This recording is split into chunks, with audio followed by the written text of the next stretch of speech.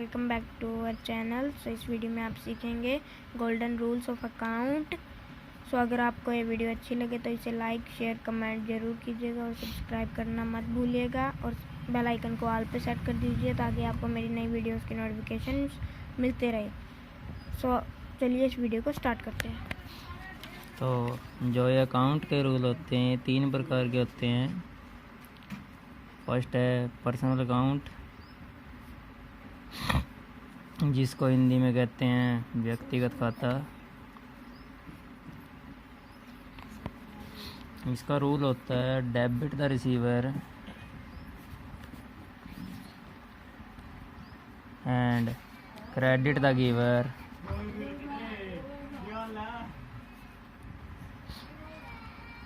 जो ये रूल है इसका मतलब है डेबिट द रिसीवर, जो रिसीव करने वाला है उसको इस खाते के अंदर डेबिट किया जाता है। जैसे इसका कोई एग्जांपल उठा ले, कहने लगे कि राम ने माल ख़रीदा, राम ने माल ख़रीदा 10,000 रुपये का। तो राम ने कितने रुपए का माल ख़रीदा? 10,000 रुपये का। तो जो राम ने माल ख़रीदा है, राम के पास इस चीज़ में से आया क्या है? राम के पास आया माल। क्या आया? माल आया है। तो माल आया तो डेबिट क्या चीज़ होगी? ये कह रहा है रिसीव करने वाला क्या है? डेबिट। तो रिसीव क्या हो रहा है? इसको प्राप्त क्या हो रहा है? माल प्राप्त हो रहा है। तो इसको क्या कर देंगे? डेबिट कर देंगे। माल क्या चीज़ होगी? माल को कहते हैं, ये किया क्या चीज़ है? परचेज़ किया है। तो ये बन जाएगी आपकी परचेज़ अकाउंट डेबिट। इसको क्या कर देंगे? डेबिट कर देंगे। जो रह गया क्या? आपके पास ये कह रहा है क्रेडिट द गिवर। तो गिवर कौन कर रहा है? क्या गया आपके पास से? आपके पास आया तो क्या? माल। माल आने के बाद आपने क्या किया? माल आने के बाद आपके पास से गया पैसा, क्योंकि पैसा ही गया। यदि आपके पास माल आया तो पैसे में ही खरीदेंगे माल को। तो गया क्या है? पैसा गया है। तो पैसे को कहते क्या है? कैश। तो टू कैश अकाउंट। तो कितने रुपए से? 10,000 रुपये से। तो आपका 10,000 रुपये आपका आ गया। जो आपने ये माल ख़रीदा 10,000 रुपये का, ये आ गया। तो आपकी एंट्री हो जाएगी जर्नल के अंदर। जर्नल के अंदर इसकी एंट्री होती है। तो purchase account debit to cash account. तो माल ख़रीदा था आपने 10,000 रुपये में। ये होता है first rule, debit the receiver and credit the giver. तो इसी के अंदर यदि और भी एग्जांपल उठाना चाहिए तो और भी उठा सकते हो कोई भी। राम ने माल बेचा, राम ने माल बेचा। तो बेचा कितने रुपए का? 2,000 रुपये का मान लीजिए। माल बेचने के बाद आपके पास ये कह रहा है माल बेचा है। अब बेचने के बाद ये क्या किया? सेल किया है। अब इसको कहते हैं सेल करना। सेल करने के बाद आपने कोई भी इस जो ये राम है इसकी जगह आप मानने जाओगे, क्योंकि माल आप बेच रहे हो इस टाइम। तो राम ने माल बेचा। तो बेचने वाला कौन है? राम। राम ने माल बेचा। तो बेचने के बाद आपके पास आया क्या? पैसा आया, क्योंकि आपने तो माल बेचा है। क्या आया? पैसा आया, कैश आया। तो आप क्या कर रहे हो? Debit the receiver. आपके पास रिसीव क्या हो रहा है? पैसा रिसीव हो रहा है, क्योंकि आपके पास आ रहा है। क्या आया? कैश। Cash account debit. जो जर्नल के अंदर एंट्री होगी उसकी वो होगी cash account debit to.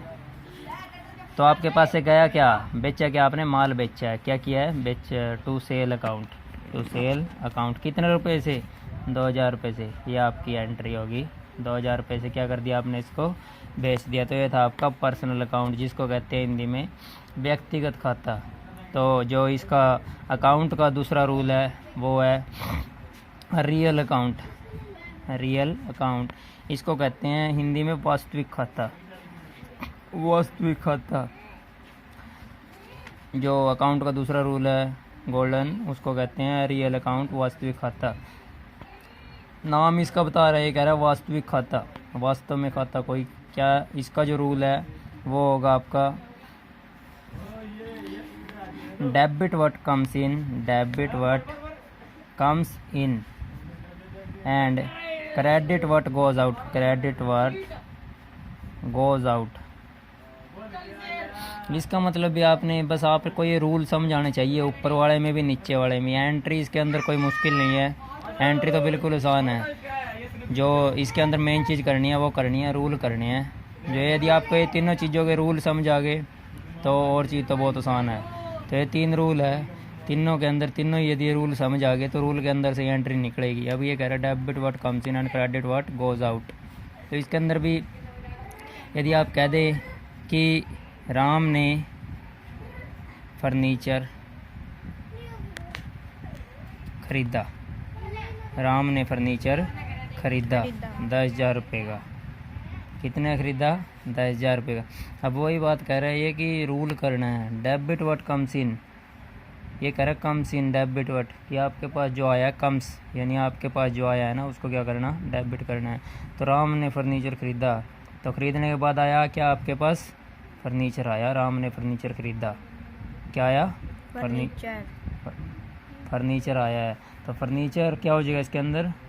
Debit हो जाएगा। Furniture account debit, furniture account debit. To आपके पास से गया क्या? पैसा गया, क्योंकि आपने पैसे में ही ख़रीदा था। टू कैश अकाउंट, कितने रुपए से? 10,000 रुपये से। एक और बात इसके अंदर, तीनों रूल है, तीनों रूल की पहचान कैसे रखनी है? जो फर्स्ट रूल है, फर्स्ट रूल के अंदर पहचान होगी कि किसी व्यक्ति का नाम होगा या फिर जो आपने ख़रीदा या बेचा उसका नाम होगा। और जो दूसरा रूल है उसके अंदर किसी मशीनरी का, फर्नीचर का, इस चीज़ का नाम होगा। पहले के अंदर किसी फर्नीचर का नाम नहीं आया, किसी मशीनरी का नाम नहीं आया, ख़रीदने का, बेचने का, सिर्फ एक व्यक्ति का नाम आएगा या फिर वो जो ख़रीद और बेच रहा है उसके अंदर से उस चीज़ का नाम आएगा। शुरू के अंदर जो पहला खाता था पर्सनल अकाउंट, इसके अंदर किसी व्यक्ति का नाम आएगा। दूसरे के अंदर किसी वस्तु का नाम आएगा, जैसे फर्नीचर आ गई उसके साथ में ख़रीदने के लिए, या फिर किसी मशीनरी का आ गया, या फिर किसी बिल्डिंग का आ गया जो आपने ख़रीदी है, स्टॉक आ गया, कुछ भी माल, मतलब उस दूसरे रूल के अंदर जो आएगा किसी फर्नीचर का, बिल्डिंग का, मतलब जो मटेरियल एसेट होती है उसका आएगा। जो तीसरा रूल होता है इसी के अंदर, तीसरा होता है, मैं पहले इसको बता देता हूँ। तीसरा रूल जो है वो होता है नॉमिनल अकाउंट, जिसको कहते हैं हिंदी में नाम मात्र खाता। नाम मात्र का ही खाता है तो सिर्फ। और इसका रूल होता है debit all expenses and losses, expenses and losses, and credit all income and gain, income and gain. इसका मतलब है कहने का debit all expenses and losses, कह रहा है जो आपका खर्चा हुआ है या फिर आपको संस्था के अंदर या फर्म के अंदर लॉस हुआ है वो आपने करना है डेबिट। जो आपको संस्था के अंदर या किसी फर्म के अंदर खर्चा हुआ है किस चीज़ को ख़रीदने पे, या फिर उस चीज़ को ख़रीदने के बाद, बेचने के बाद जो भी आपका लॉस हुआ है वो क्या करना है? डेबिट करना है। वो खर्चा कुछ भी हो सकता है। दूसरी बात है जो इनकम एंड गेन कह रहा है, ये credit all income and gain. Income होती है आपकी सैलरी सुलरी जैसे, गेन कहते हैं किसी प्रॉफिट को। ये कह रहा है इनकम एंड गेन, क्रेडिट करना है, ये चीज़ क्या करनी है? Income and gain. दूसरी बात के अंदर ये कह रहा है, तो दूसरी बात के अंदर ये कह रहा है इनकम एंड गेन, वो चीज़ करनी है क्रेडिट। तो इन चीज़ों के अंदर से देखना है, इनके अंदर जो जैसे पहले के अंदर कह रहा था किसी व्यक्ति का नाम, दूसरे के अंदर कहा इसने किसी फर्नीचर, बिल्डिंग, एसेट का नाम, और तीसरे के अंदर आएगा जैसे कोई सैलरी होगी या फिर कोई कमीशन हो गया, डिस्काउंट हो गया, तीसरे के अंदर इन चीज़ों का आ जाएगा किसी भी चीज़ के अंदर। ये तो कौन सा रूल है? नाम मात्र खाता, नॉमिनल अकाउंट।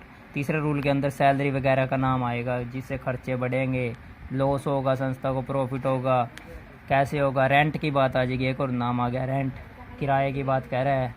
रेंट रिसीव हो जाएगा, प्राप्त हुआ है नहीं हुआ, कमीशन रिसीव हो जाएगा। तो ये चीज़ मतलब जो अलग अलग है, ये तीनों रूल के अंदर ये पहचान करा रही है कि क्या पहचान बनेगी।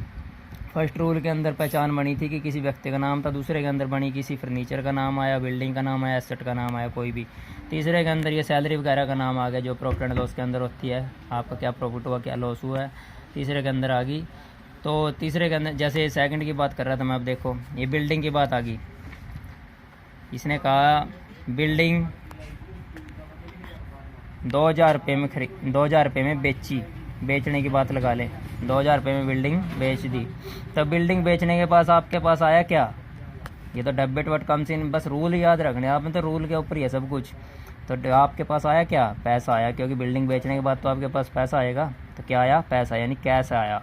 तो यहाँ एंट्री हो जाएगी कैश अकाउंट डेबिट। गई क्या? बिल्डिंग गई, टू, यानी कि गोज आउट, आपके पास से गई क्या? बिल्डिंग, तो टू बिल्डिंग अकाउंट, ये जर्नल के अंदर एंट्री हो जाएगी। ऐसे ही तीसरा अकाउंट, बस लास्ट में मैं थोड़ी देर और लूँगा, बस आपकी कुछ ज़्यादा मिनट नहीं लेंगे।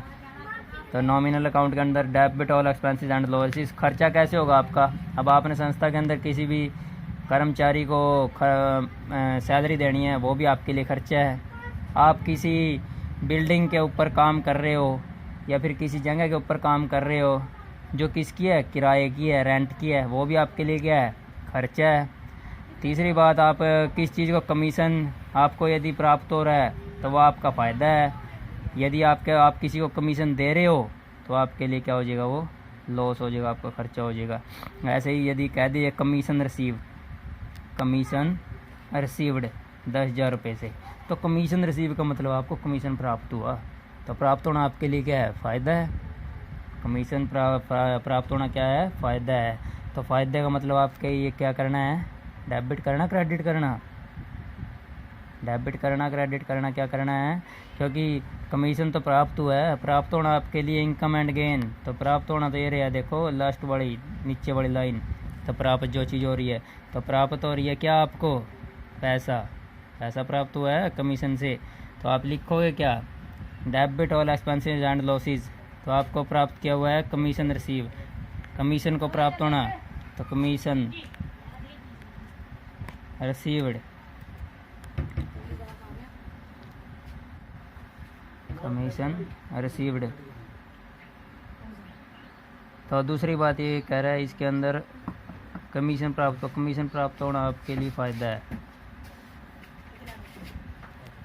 फ़ायदा है तो आपके लिए, आपके पास आया क्या है, कैश, तो कैश अकाउंट डेबिट,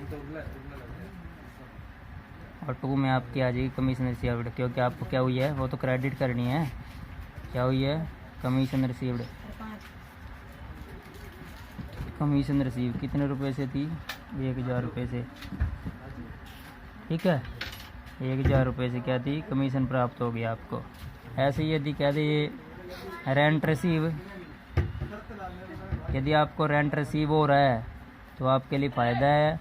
यदि आपको रेंट की बात कर रहा है, किराया आपने देना है, तो किराया देना है, तो आपके लिए आपका क्या है, वो लॉस है, तो वो आ जाएगी आपके पास लॉस। ये मान लीजिए रेंट की बात कर रहा है, रेंट देना आपने, किराया चुकाना है, 5,000 रुपये, तो आपके लिए वो क्या है, लॉस है। तो आप देंगे किस चीज़ को, रेंट को दोगे, तो रेंट अकाउंट डेबिट कितने रुपए का जो भी हो, तो 2 किस फॉर्म में दोगे, कैश की फॉर्म में, 2 कैश अकाउंट कितने रुपए से, 5,000 रुपये से। ये थे मेरे तीनों रूल। यदि आपको समझ आए हो तो कमेंट ज़रूर करिएगा, सब्सक्राइब कीजिएगा, ठीक है, लाइक जरूर कीजिएगा। थैंक्स वीडियो को एंड तक देखने के लिए, आप सबका थैंक्स।